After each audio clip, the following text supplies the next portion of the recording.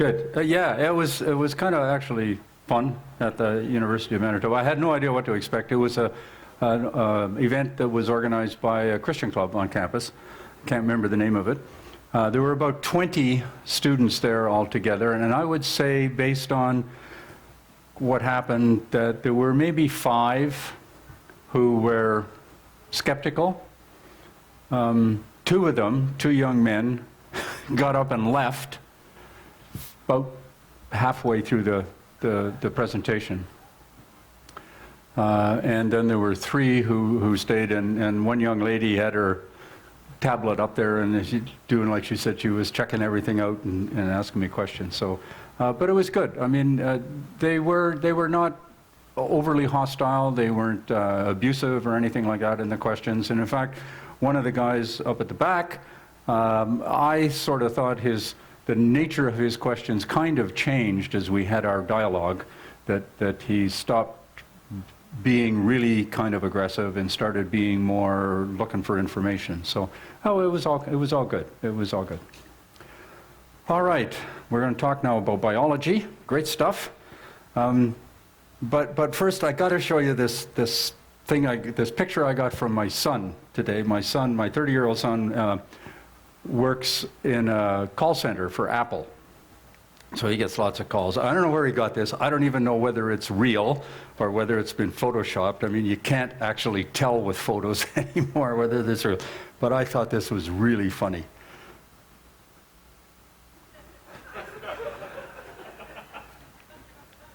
Remember, he works at an Apple call center, right? He takes calls from people about their iPhones and iPads and all of that sort of stuff. All right. Doesn't really fit with biology, but why not? It was good. We're going to talk about biology. Now, we already talked about this, so I'm not going to spend a lot of time on that, but it's important to keep this in mind while we're talking about that. Oh, jeepers, I'm going to skip all of this. See, all of these talks are made to be self-contained.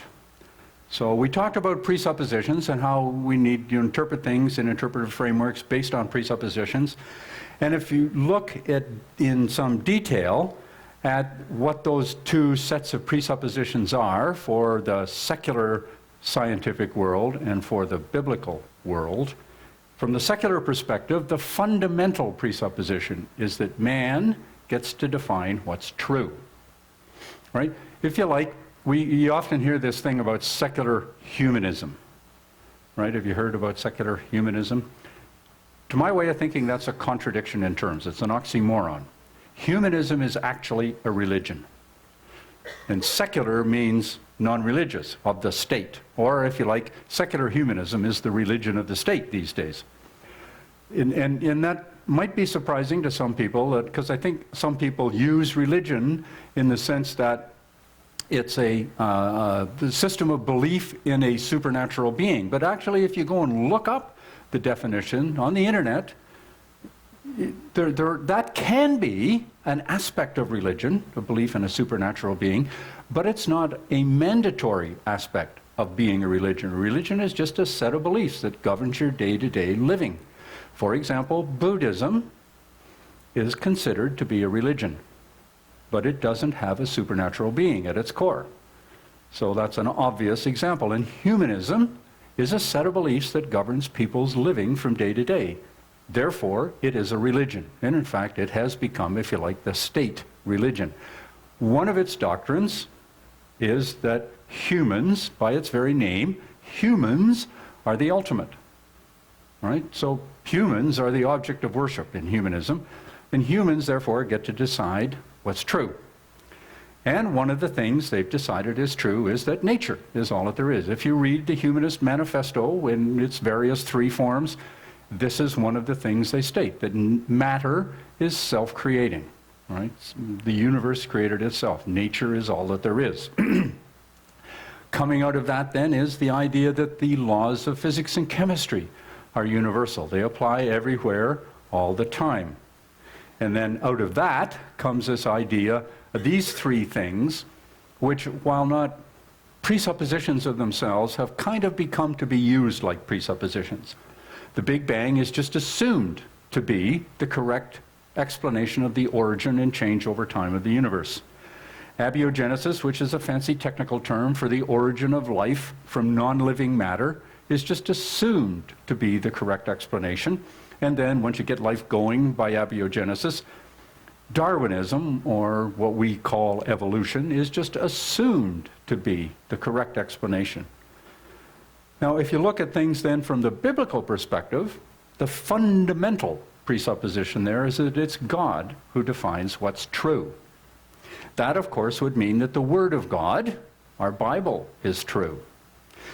That in turn means that the creation account in Genesis is true, which means that everything was created in 6 24-hour days as we know them.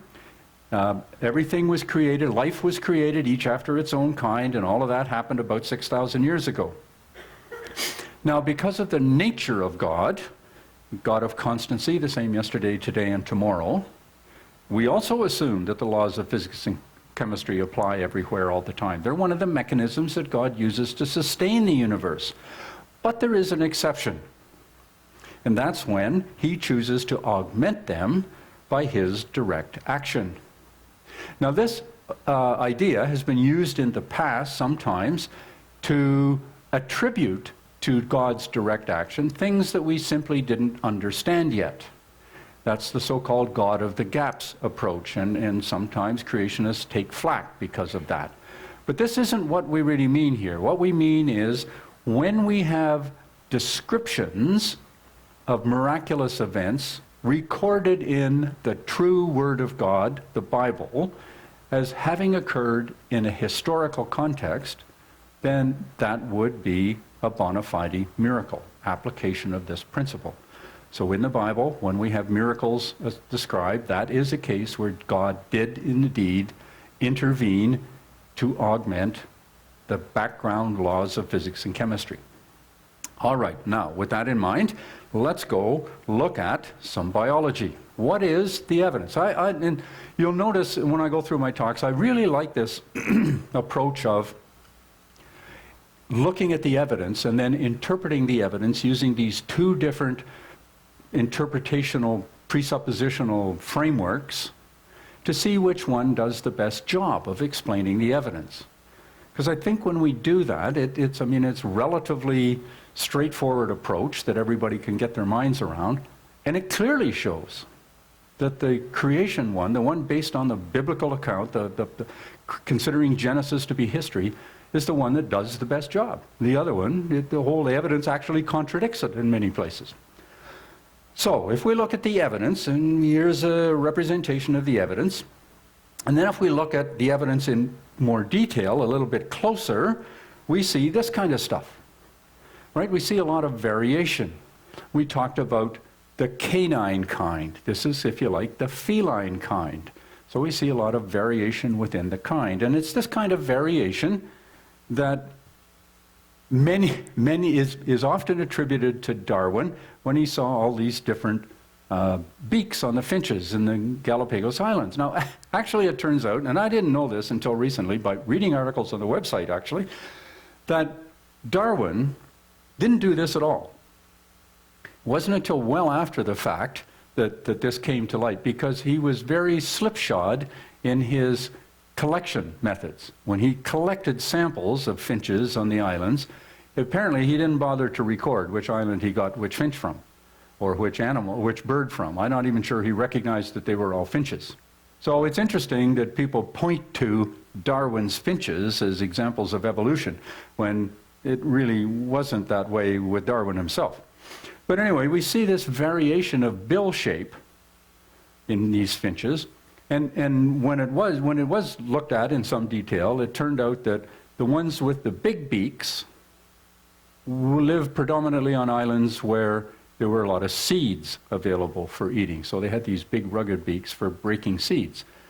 The pointy beaks were more prevalent on islands where there weren't so many seeds, but there were more grubs and insects to eat, and they were better for that. So they came to dominate based on what was available to eat. Now, Darwin, in his days, he could only look at the outside physical appearance of things because we hadn't really gotten into molecular or cellular biology yet. The cell was considered to be just a blob of protoplasm or something. But we now know it's really complicated. Here's a diagram of a typical plant cell and a typical animal cell. And we're going to focus on the animal cell, and in particular on the nucleus first, and the ribosome, thing called the ribosome. Now, we're probably all familiar that if you go and look inside the nucleus, you see this stuff called DNA. There's been a lot of effort expended on determining what the DNA looks like and how it's put together. So if we look up, and it's represented as this spiral helix with little rungs or ladder rungs or connections going across it. And if we look at those in detail, we find out all of those connections are made up of just 4 things. They're called nucleotides. And they have names. And you can see the names there, I think. I won't try to pronounce them. And they're generally referred to by the first letter of their name. So we have A, C, G, and T. And they know now from having sequenced the human genome that there are some 3 billion of these cross connections or rungs in the human genome. And they're organized, at least at one level, into genes, which have within the genes some subsidiary organization, and the genes are organized into things called chromosomes. And if you look at the chromosomes, there's quite a wide variety in terms of complexity, both in terms of the number of genes the chromosome contains and the number of these cross-connects, or base pairs that they call them. See, for example, the simplest gene, or the simplest chromosome, in terms of gene content, has 379 genes. The most complicated one has 4,220. In terms of base pair content, the simplest one is about 47 million, and the most complicated one is 247 million. Also of interest here, I think, are these 2 chromosomes, the X chromosome and the Y chromosome. These are the chromosomes that determine our sex. If you have 2 X chromosomes, you're a female. If you have 2 Y chromosomes, if you have an X chromosome and a Y chromosome, you're a man, right? So women always pass down X chromosomes to their offspring. Men can pass down either an X chromosome or a Y chromosome. If they pass down their X chromosome, the offspring is a daughter. If they pass down their Y chromosome, the offspring is a son. That is a very interesting observation that I think the wives of Henry VIII would really have appreciated knowing. Because it wasn't their fault they weren't having sons. It's his. But the really interesting thing is, you will notice, the X chromosome is far more complicated and complex than the Y chromosome. And I think that explains a lot of things. Now, it was long thought that the principal function of all of these genes and stuff, of the DNA, was coding. That is, that they provided a recipe for making proteins. And it was thought that when they looked at it, there's only a very small, or relatively small fraction of the DNA that does that. There's also some that's used to turn this creation of proteins on and off. That is, for expressing the gene, whether it is active or not. Even when you combine these 2 functions, there's a lot of the DNA that doesn't actually do anything, or didn't apparently do anything. And so scientists said, well, this must be junk left over from our evolutionary ancestry. Because, they interpret everything within an evolutionary framework. So they couldn't figure out what it did, so it must be junk. Well, it turns out that is not the case. Fortunately, some people continued to look into what different parts of the gene or the DNA did, and they've now come to the conclusion that there isn't any part of the DNA that doesn't do something. There's small bits of it. They don't know yet what it does, but they're all convinced now that everything does something. There is no junk DNA. This is actually an example of how that evolutionary mindset inhibited the advancement of science. because people had dismissed this stuff as evolutionary junk, so there's no need to investigate it. Fortunately, some people did, and we now know better. In fact, the DNA turns out to be an incredibly complex layer of code upon code upon code that we really don't understand yet. But with respect to the making of proteins, this is the kind of thing that happens. We got this DNA, which is shown here kind of unwrapped, but it's all wound up. A little thing called an RNA polymerase comes along and attaches itself to the DNA at some point, and it acts like the little thing on your zipper, right? It sort of unzips the DNA, copies one side of it into what is called pre-messenger RNA, and then eventually stops. So it's making the recipe for a particular protein. So it comes to the end of the recipe and stops, and we get this. Now that particular string of DNA may include more instructions than are associated with making this particular piece of this particular protein. So that means that this pre-messenger RNA has to be cut, stuff taken out and connected together, and there are some little machines in there that do all of that, and so until you get the right recipe for the particular protein that's required. Now that recipe is encoded in a set of letters. Remember I said each of the nucleotides is referenced by the starting letter of its name, so we've got these 4 letters, and it turns out they are organized into 3-letter words that are called codons. And each one of these 3-letter words identifies a particular amino acid. Proteins are made up of strings of amino acids. So this recipe identifies which amino acid goes where in what sequence. So here we have the map between the codon, the 3-letter codon, which is in the middle, and the amino acid it identifies. So here we have the first letter. See, there are 4 sections, so you pick one of those, then you go to the next ring and you pick another letter, and you go to the final ring and you pick another letter, and voila, you have an amino acid. So for example, if you pick C here and C there and G there, you wind up with tryptophan. Sorry, it's UGG, tryptophan. Now the white ones don't identify an amino acid. They're the ones that tell the RNA polymerase to stop. They're stop codes. So we have this one, if we go back to that and we fill in all of the names, we have this recipe for a particular protein. Right? So what's going on is inside the nucleus, you can see you got the RNA polymerase making this pre-messenger RNA, and after it gets sliced and diced to make the actual recipe for the protein we want, it's pushed out through a little hole in the the nucleus membrane into the cytoplasm, where it's picked up by this thing called a ribosome. Hello? Oh yes, there's what's going on. I'm sorry, I got all this highlighted. That's where it comes out. That's where it's picked up by the ribosome. The ribosome is a 2-part enzyme that reads the messenger RNA word by word, codon by codon, so 3 letters by 3 letters. It looks at the 3 letters, it says, aha, this means amino acid X, so it goes and gets amino acid X from one of these, yes, here we are reading it in here. It goes and gets an amino acid from a thing called a transfer RNA, which is, these things are all kind of milling around in the cytoplasm, each carrying a specific amino acid, and so the riboplasm matches that up with the amino acid it needs to make the protein and attaches them all together in a long string of protein. Now as the protein comes out of the ribosome, it's picked up by something called a chaperone.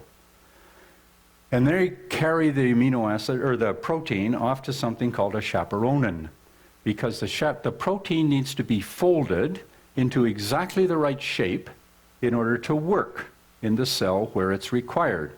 And if it's not folded properly, it has some pretty serious consequences, because a misfolded protein is referred to as a prion, and these things cause really nice things like BSE, right? Brain wasting disease. There's a picture of a cow brain with little holes in it because it has BSE.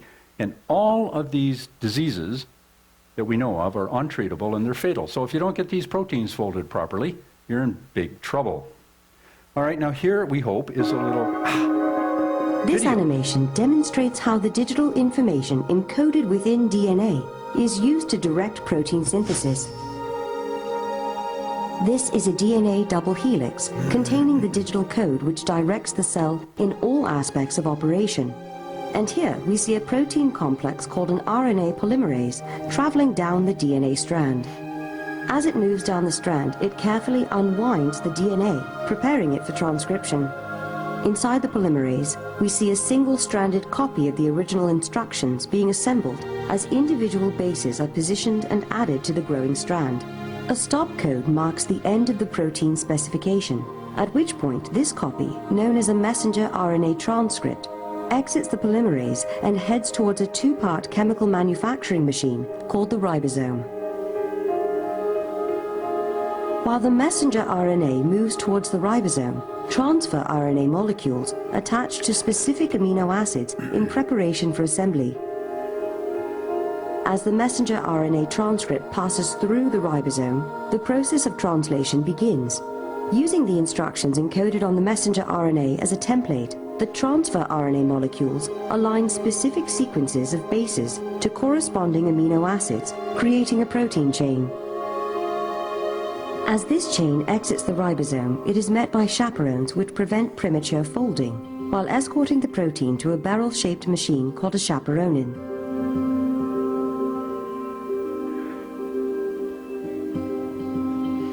This machine helps fold the protein into the precise shape required to perform its function. Although it is unclear how the chaperonin achieves this, we do know that accurate folding is essential in order for the protein to accomplish its intended function.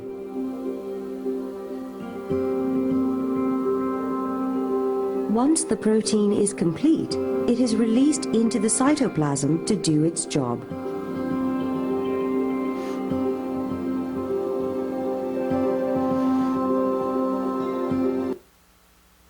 Okay, so that's pretty cool. I mean, if you think about it, all this stuff is going on inside your body while you're sitting here watching it on the screen, right?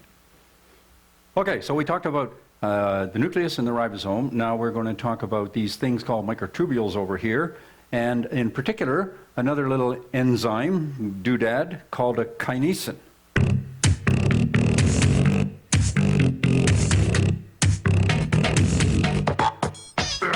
Inside a living cell is an amazing transportation system. Proteins have to be delivered to the correct part of the cell to perform their intended functions. This animation, based on a lot of clever research over a number of years, shows how it happens.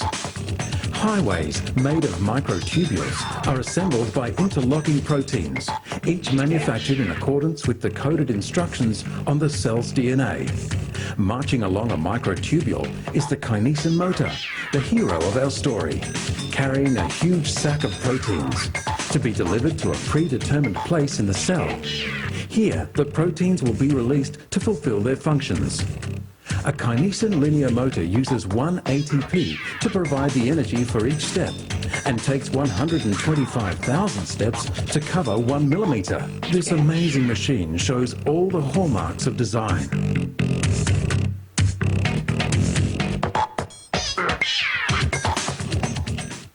Okay, so all those little guys are walking around in your cells now while we're sitting here too. Just think about that for a bit. Fellow mentioned ATP. That stands for adenosine triphosphate, which is the energy molecule in the cell that all these biological processes use, and it's manufactured by a little motor called the ATP synthase motor.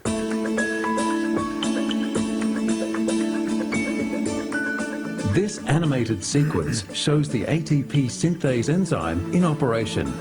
The animation is based on an incredible series of scientific discoveries. Only the colors show artistic license. ATP, or adenosine triphosphate, is the energy currency of the cell. ATP is produced by a tiny molecular rotary motor, rotating at up to 7,000 RPM. These are so small that 100,000 would fit side by side in a millimeter. A current of protons drives the motor, unlike man-made electric motors which use electrons.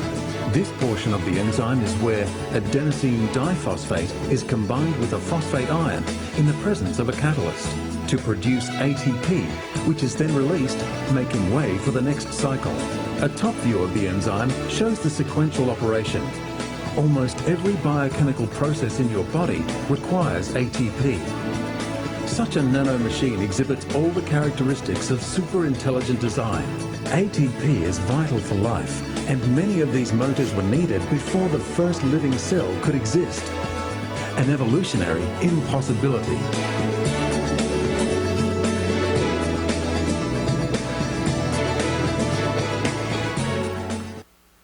So you got gazillions of these little guys zinging around in your cells right now too. And did you hear how fast they go? 7,000 RPM. Compare that to your car engine, right? Most of them redline far before then. You know, they run around 1,200, 1,500 RPM, not 7,000 RPM, unless, of course, you're in one of those racing machines, which can go up to 12,000. But I just find this kind of stuff incredible. So if we look at this then, we have this DNA stuff, which is read by the RNA polymerase, using ATP synthase, which is manufactured by that little ATP synthase motor. The RNA polymerase makes messenger RNA, which is read by a ribosome, also using ATP synthase, and it takes amino acids brought to it by the transfer RNA molecules to make proteins, which are passed to chaperones, which carry them to chaperonins, which turn them into folded proteins. And these folded proteins are used to make these things.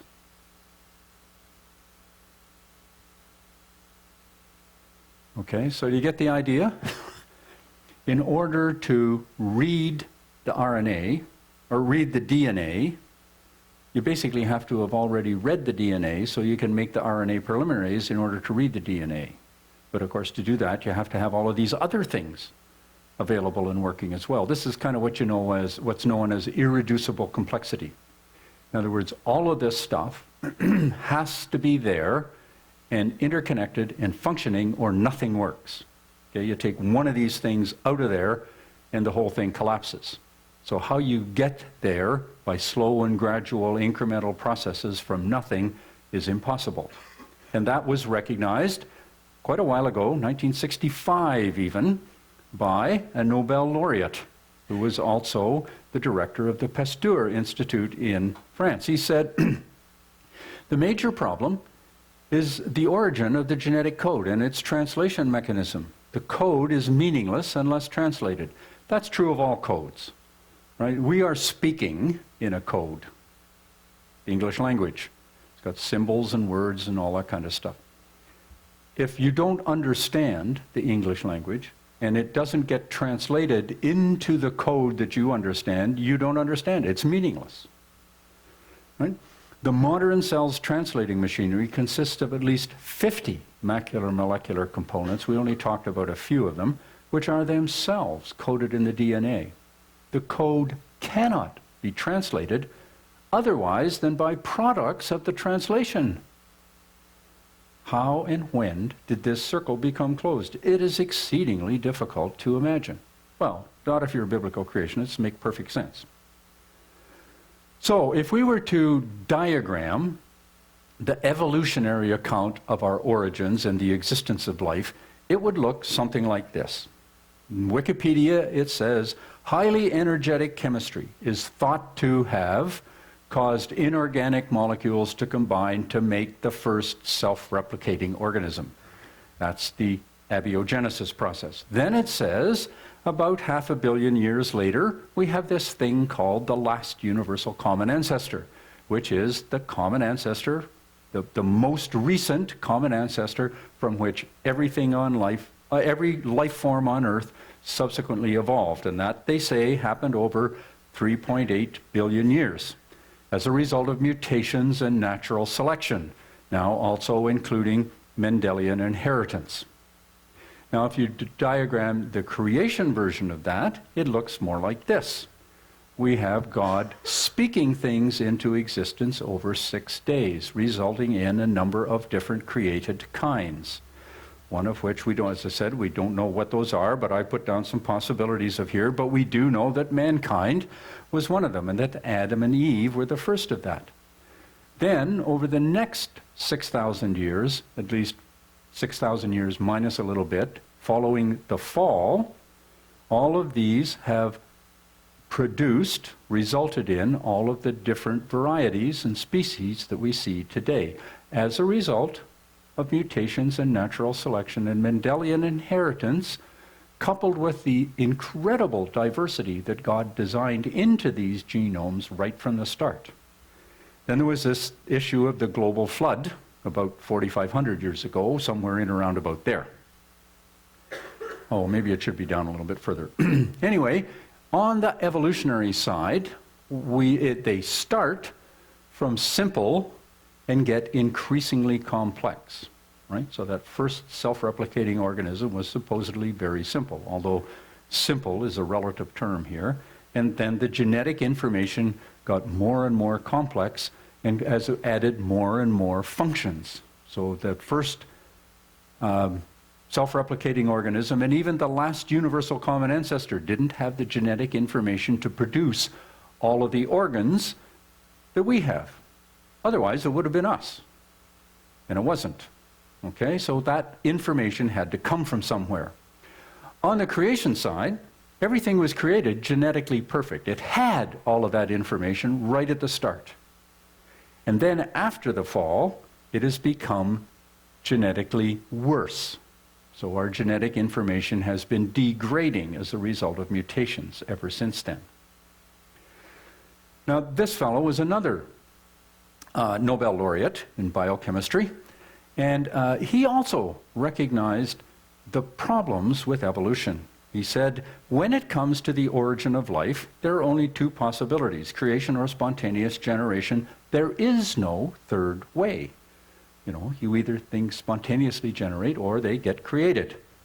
There's no combination of those two in between.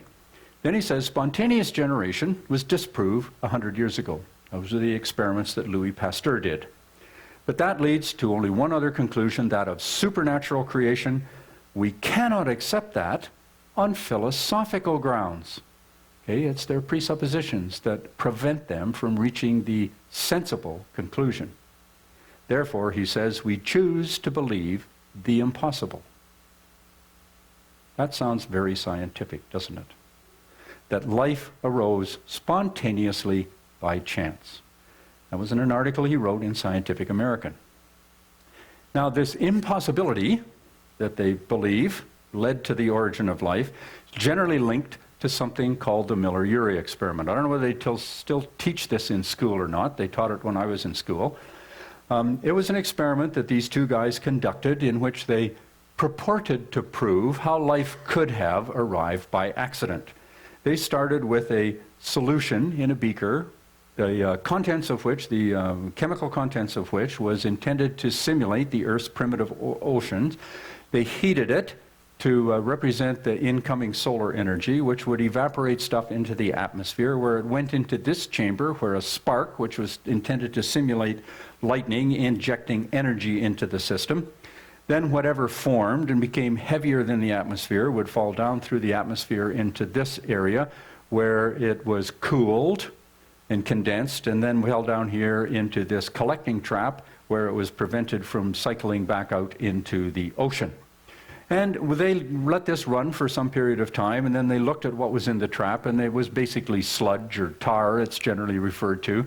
But when you look at it in detail, they did in fact have a few of the amino acids that are required to support life, right? Life is basically a bunch of proteins, as we've learned, that are made up of amino acids. So to make the proteins, you need the amino acids. So they said, we made the amino acids.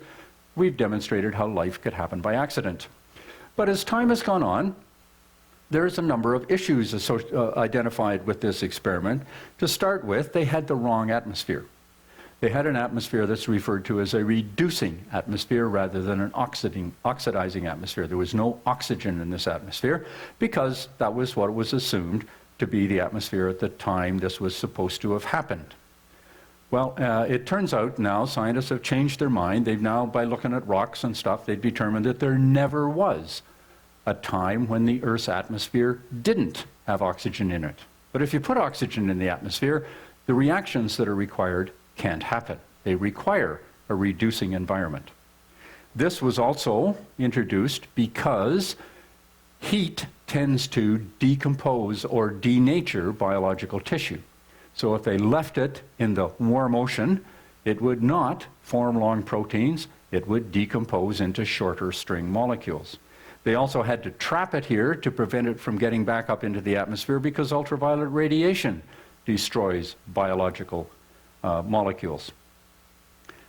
They also produced only about half of the amino acids that are actually required to make the proteins that are required to support life. They were produced in what are called racemic mixtures. That is, there were an equal number of left-handed molecules and right-handed molecules. And proteins require the amino acids to all be left-handed. And DNA or RNA requires all of the sugars to be right-handed. And if you put a right-handed amino acid on the end of a left-handed amino acid chain, it stops chaining. And since they got in order to build up a long chain of amino acids to make a protein, you need to keep adding left-handed ones. But with a 50-50 mixture, there's an equal chance of putting on a right one as a left one. So the probability of getting a long amino chain acid is very, very small, if not zero. Not only that, it occurred in a water solution, which tends to dissolve those long chains that are forming. Because when the chains are formed, a water molecule is given off. So it's a reversible reaction. So if you're in a predominantly water solution, it'll make all of those chains get smaller rather than longer. So all in all, this whole mechanism, this whole experiment has turned out to be a fail in proving what it was they were trying to demonstrate. But as it turns out, that doesn't really matter, because it's irrelevant. Because we now know, as this gentleman points out, that while amino acids are written into the laws of nature, that is, the laws of chemistry, you can actually make some amino acids at least simply by those Miller-Urey experiments, the laws of chemistry. Proteins, which are the essential ingredient of life, aren't. And he says, putting energy at amino acids, throwing energy at amino acids won't make proteins any more than putting dynamite under a pile of bricks make a house. There's a difference between using energy in a controlled and directed manner and using energy in an uncontrolled, undirected manner, which is what nature does. Right? To use it in a controlled and directed manner, you've got to have some intelligence behind the application of the energy. But then he goes on and says, we now know that the secret of life lies not with the chemical ingredients, but with the logical structure and organizational arrangement of the molecule. That is, with the information content in the DNA. It's not the chemistry, the DNA, that has the contents of life. It's the information that's carried by the chemistry. Just like if you look at a book, the information in the book isn't in the ink that's in the book. You just spill the same amount of ink on a page, doesn't tell you anything. You need to organize that ink using information into letters and words and sentences in order to convey information. And he says biological information is not encoded in the laws of physics and chemistry, and it cannot come into existence spontaneously. There is no known law of physics able to create information from nothing. So if we go back to this diagram, put his comments on the diagram, that means that this cannot happen. Then if we put this one on, it means that this cannot happen. Because to get from that assumed simple first self-replicating organism, even to the last universal common ancestor, we got to create a whole bunch of new biological information. Accidentally, or just by the laws of physics and chemistry. You can't do that. On the other hand, over here, we're okay, because it didn't happen by accident. God actually created it intentionally. And he created it genetically perfect, all there. We don't need to create any more. Now, we're told that mutations and natural selection are the things that drove evolution from the last universal common ancestor to everything we see today. What's a mutation? Well, a mutation is a change in that sequence of nucleotides that's in the DNA. Where does it come from? Well, it results from unrepaired damage to DNA or RNA. The DNA is the most unstable molecule, biological molecule in our body. The DNA in each cell undergoes a lot of breakages every day. But there are, fortunately, little machines in there that go around and fix it. But without those little machines, we'd be done. The other source of mutations is errors in processing of replication. Okay, so when our cells die and new cells are formed, the DNA replicates and gets passed on. But during that replication, it's like hand copying something out and making a mistake. Or you might do a copy and paste, right? So you copy a whole sentence or a whole paragraph and paste it somewhere else. Now these mutations may or may not produce discernible changes at the level of the organism, which is referred to as the phenotype. And if it doesn't show up at the level of the organism, it's like nothing happened. Those are called kind of neutral mutations.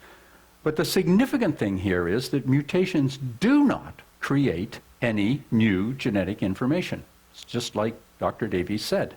They only act on existing genetic information, and yet according to evolution, they are required to produce new genetic information.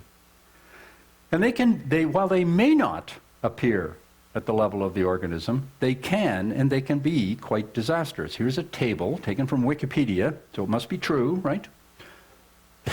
Thank you. That shows the impact of a single letter change, right? So for example, here is a amino acid specified by this codon, and if you change just the first letter, the person will wind up with prostate cancer. Not good. This one produces sickle cell anemia. This one produces colorectal cancer. This one over here produces Huntington's disease. Not good. These are not producing new genetic information that is beneficial. It's destroying stuff. In fact, if you go and look and hunt, you'll find, as I did, that there are a lot of known genetic disorders caused by mutations. There aren't any beneficial things caused by the creation of new genetic information. There are some things that have a benefit that are the result of breakage of existing genetic information. For example, I've found two. One is the deletion of 32 base pairs, so a control X on a gene, which gives some resistance to HIV. And there's another one, which is a single nucleotide replacement that changes the shape of the hemoglobin cell in the blood so that it is like a sickle. So it doesn't carry oxygen so well anymore, so you get anemia, but it does provide some resistance to malaria. So that's kind of a trade-off. If you live in a high malarial zone, you might like to have that, even though it makes you sick with anemia. So we have a deletion and a defect. So mutations don't create new information. They degrade our existing DNA. And this is borne out by this experiment with a virus, where they got a whole bunch of generations of it and looked at the mutations that occurred and classified them according to the impact they had on the ability of the virus to survive. So we've got the fitness, its ability to survive along the bottom, and then the frequency of occurring of these mutations. These ones over here, the fitness is 0. That means the virus is done. It's lethal. All of these are in the negative range. So the virus is getting less able to survive. These ones have no impact. They're kind of neutral. And then over here, we have a small number, about 2% of beneficial ones. Now this observation led one evolutionary geneticist to draw up this kind of picture, where he's got along the bottom, he's got plotted the impact of the mutation on fitness or survivability, and then on the other one, the frequency of occurrence of this mutation. So you can see there are a lot of mutations. All the mutations that he's shown are bad, deleterious. They all have a negative impact.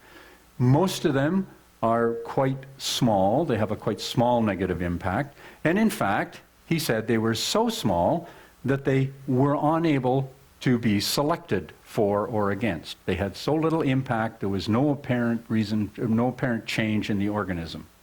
Now he said there were actually no beneficial mutations. This gentleman, Dr. John Sanford, who was a plant geneticist at Cornell University and has written this book called Genetic Entropy. It now has a different cover, actually. It's a white cover, and it just says genetic entropy on it. He looked at this and he said, well, there are probably a few beneficial mutations, but they fit in this region where they don't have any effect. They're in the no selection zone. So the only mutations on which natural selection is actually able to operate are these ones, these negative ones. And what it does is eliminate things that can't survive. So let's look at then what the impact of natural selection really is. Some people get the impression that maybe natural selection does actually produce new genetic information. And I'm going to try and illustrate the reason for this using the length of fur on dogs. And while this example is simplified, it is technically correct in terms of how that hair length is determined. In the illustration, I'm going to assume it's determined on the basis of two genes, one that codes for short fur and one that codes for long fur.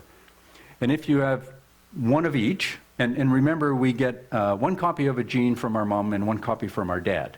So we all have two copies of every gene in our body. And if you get one, if the dog gets one for short hair and one for long hair, the working hypothesis here, it has medium-length fur. So if these two dogs with medium-length fur have puppies, they can pass on this genetic information in 4 different ways. They can both pass on the short hair gene, in which case the dog has short hair. They can each pass on one of each, so one can pass on the long hair, one pass the short hair, or vice versa, in which case the offspring will have one of each and have medium-length fur. Or they can each pass on the long-haired gene, in which case the offspring will have long fur. And so you might conclude, we have some new genetic information. In the parents, we had only medium-length fur. Now we have short fur, medium fur, and long fur. So we've got some new genetic information. But no, we don't. We don't have any new genetic information. We just have the existing genetic information reorganized. That was the insight of Gregor Mendel, who incidentally was a biblical creationist. Now, if we take these offspring up to Thompson, where it's really cold, I know because I've been there, this is the sort of thing that might happen, right? The short-haired fur isn't going to survive. And maybe the medium-length fur doesn't survive either, and all we're left with the dogs with the long hair. Now, if they have puppies, then they only have one gene to pass on, because they both have long-haired genes. So all of their offspring will have long hair. So we haven't actually, natural selection doesn't actually create new genetic information. It eliminates genetic information, because now we no longer have the genetic information for short hair. So if we have a really bad case of global warming, these guys are all going to die and they'll go extinct. So natural selection operates in the opposite way to what is required for evolution. Now, some people think the antibiotic resistance or the development of antibiotic-resistant germs is an example of evolution. And indeed, in some cases it is, but not necessarily all of the cases. For example, here we have a population of germs that have a variety of resistance to antibiotics. So if you zap it with antibiotics, you'll kill off all of the things that can't survive. You'll be left over with a few that did. So they will produce a new generation of antibiotic resistance, of germs that are dominated by members that have a resistance to the antibiotics. So zapping them again with the same antibiotics isn't going to do anything. Okay, so the antibiotic application just changes the surviving members of the population. But there are a couple of other things that can happen. We can have, in the germ, we can have a biochemical pathway by which the germ normally ingests some stuff. And the antibiotic is designed to be ingested by that pathway. So if you give it that pathway, if you give it the antibiotic, it'll kill it. But there could be a mutation that disrupts that biochemical pathway so that it becomes more restrictive, so that it doesn't absorb the antibiotic quite so well anymore, those genes will, or those germs will now survive as well. In addition, we could have it in an environment where the environment changes, and so epigenetically, that is, as a result of that environmental change, it changes the nature of the pathway as well, so that it will now ingest different stuff. So, but the important thing here to recognize is that here, initially, what do we got? Germs. Here, oh, we got germs. Here, afterwards, what have we got? Germs. We got the same thing. These germs aren't changing into scientists. They're just changing into different, same germs with slightly different characteristics. Now, we mentioned Dr. Dawkins earlier this morning. Being an expert in evolution, a self-professed expert in evolution, he was asked this question: if he could give an example of a genetic mutation or an evolutionary process which could be seen to increase the information in the genome. He wrote a book called The Greatest Show on Earth, in which he said he was putting forward the best evidences for evolution. And since evolution depends on this process, you would think, being an expert, being asked this question, he would be able to list off, right off the top of his head, at least a dozen such examples. He couldn't even find one. And that could be because they don't exist.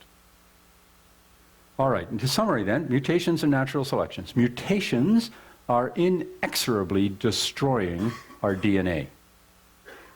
We each get about 100 mutations that our parents didn't have. We get all of our parents' mutations, we get all of our mom's mutations, all of our dad's mutations. I used to say we get all of our mom's defects, but moms don't have defects. So we get all of our mom's mutations and all of our dad's mutations, plus we get 100 or so of our own, which we then lovingly pass on to our offspring. So the mutation load is building up in our DNA generation over generation over generation. One evolutionary geneticist has suggested this represents a decrease in our fitness, our ability to survive as a species, of between 1% and 2% per generation. Natural selection can't stop this. Remember, a lot of them are non-selectable, and the only ones that can get selected are the bad ones. And what happens is the unviable organisms get eliminated. One geneticist has said, given the rate, that 1% to 2%, he doesn't understand why the human species hasn't gone extinct.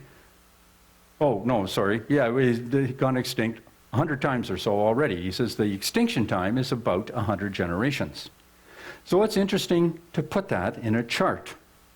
Number of generations, 30 years per generation. Now, a generation is the length of time from when you're born to when you have your first child. 30 might be a bit long, but apparently that's what they use in population studies. So if you put in 1%, the fitness would look like this. If you put in 2%, the fitness per generation would look like that.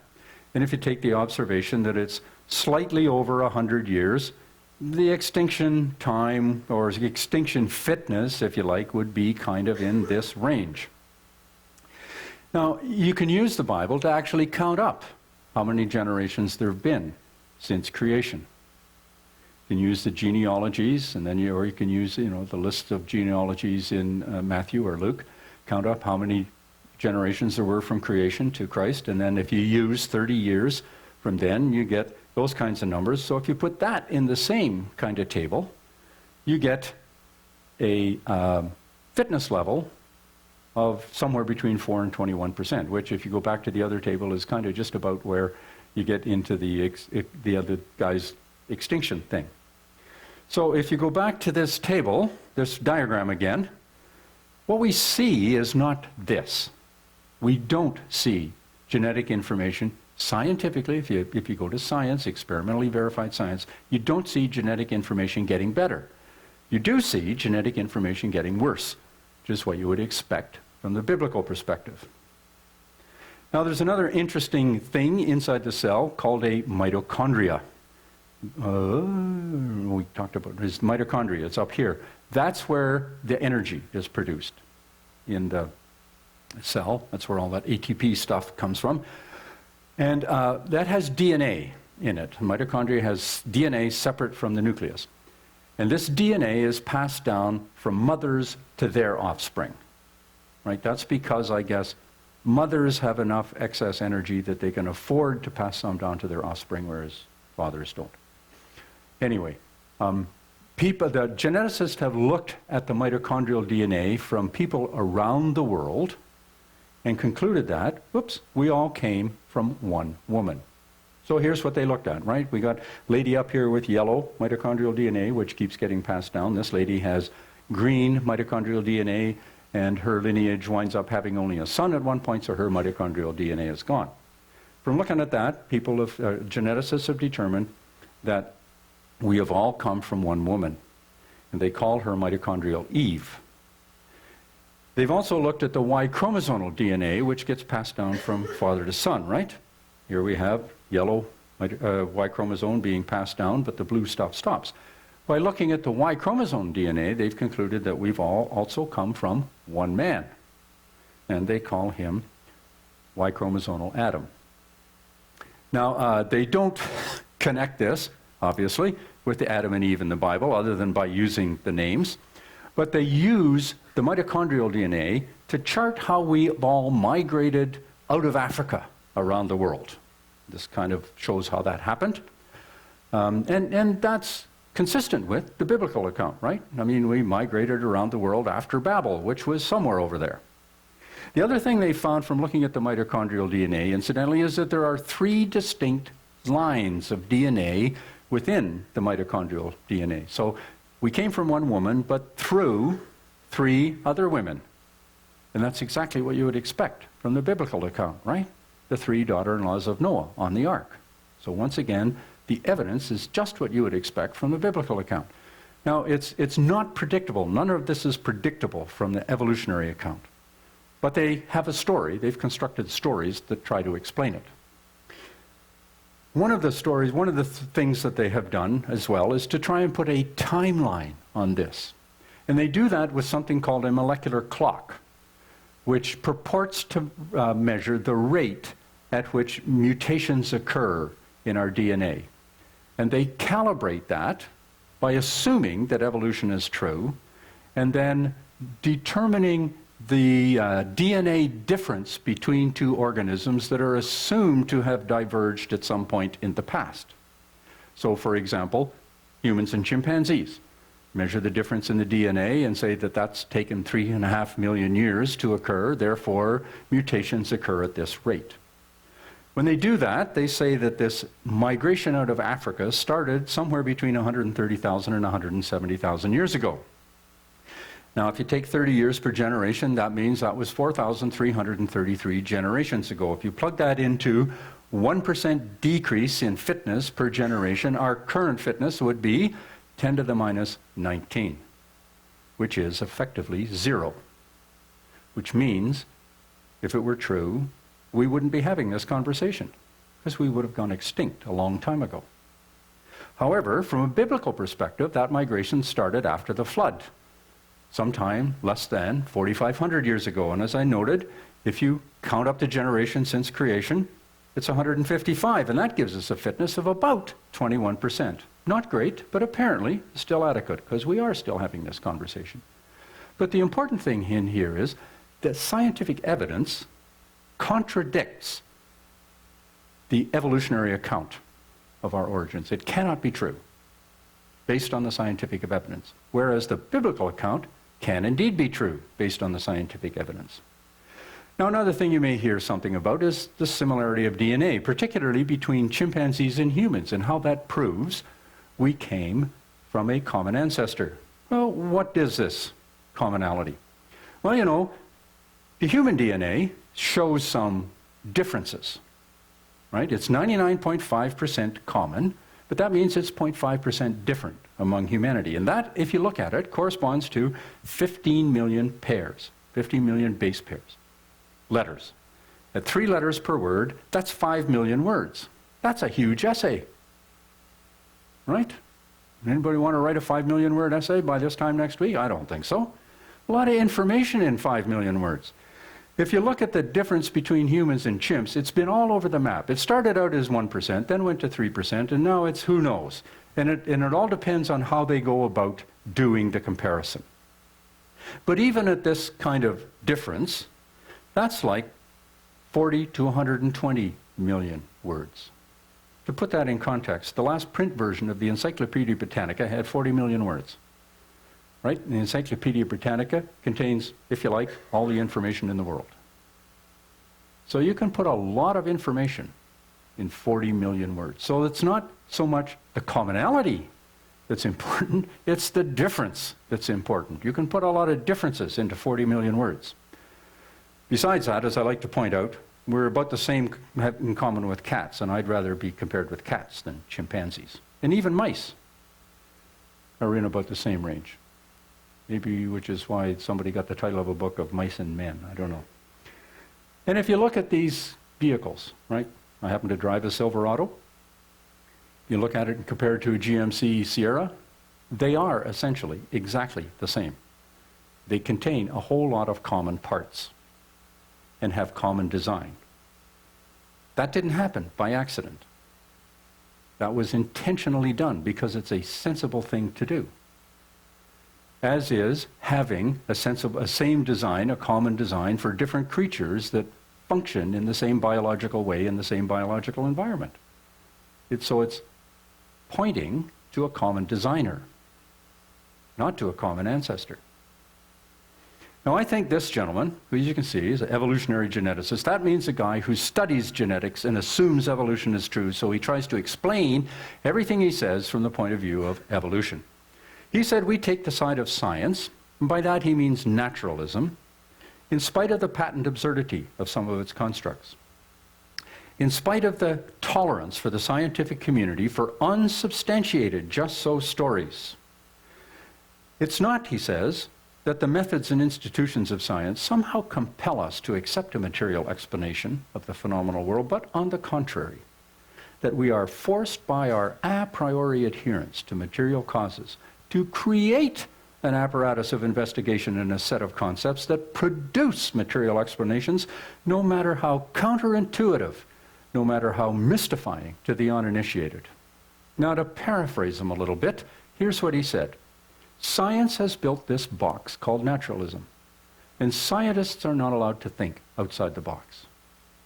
I say in passing, that doesn't mean the outside of the box doesn't exist, just that scientists aren't allowed to think outside the box.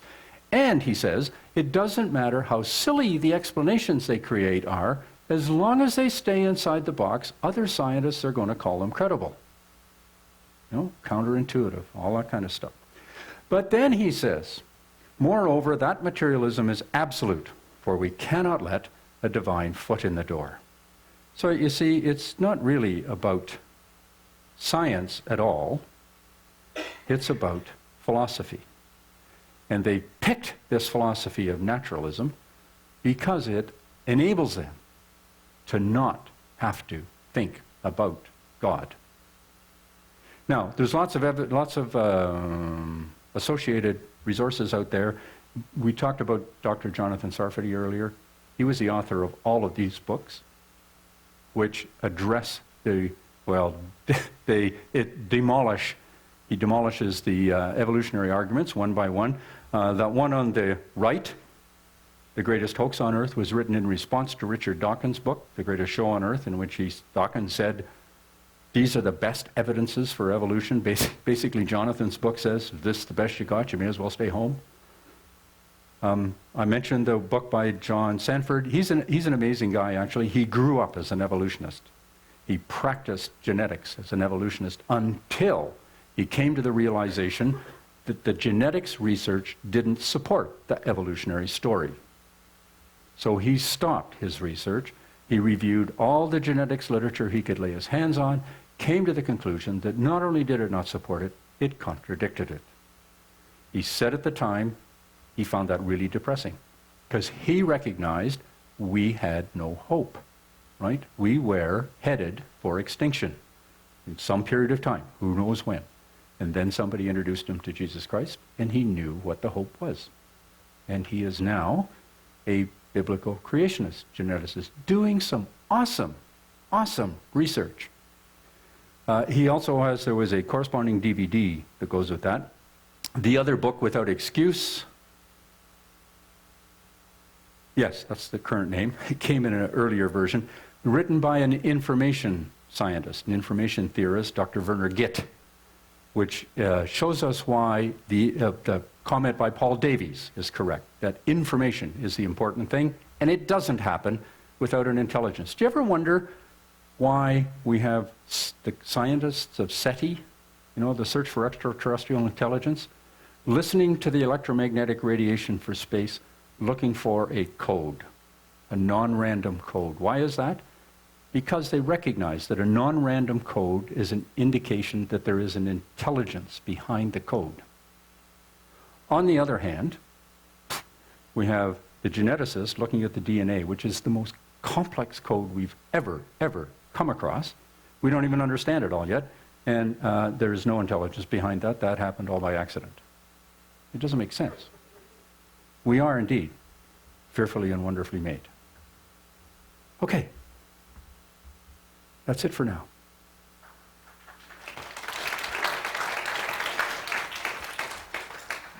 I hope you don't mind if I contradict you a little bit. Texas, is the genetic information increasing or decreasing? I will also falsify that comment, and here it is. When I was in high school, I took biology. Oh, there's a problem. Yeah, that was problematic. I remember I marked 52%. Now, whether that was my final mark or my report card mark, I just barely scraped by. Mary, what did you get in high school science? Just give me the ballpark figure. 75. So the two of us got married.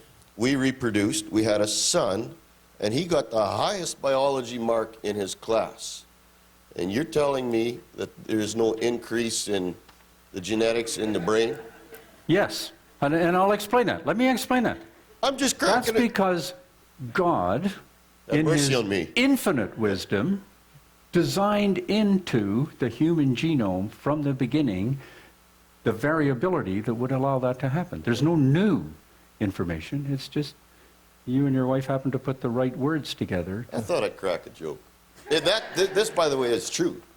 I had 52% in the high. That part is. Anyways, we're going to have a potluck lunch, and this is just, I'm sure there's people catching on at different levels. I'd be more at the lower end and so on, but some of you are more at the higher end, and that's great. I'm enjoying, and sometimes I just sit back and enjoy your verbiage. I like words. Even though I don't necessarily understand concepts, I still like the sound of words and the blend of words. Man, this guy knows what he's talking about, and that in itself mesmerizes me. The word mesmerizing should, in fact, mesmerize you, Ellen. Now, what's the potluck going to look like, Mary, do you think?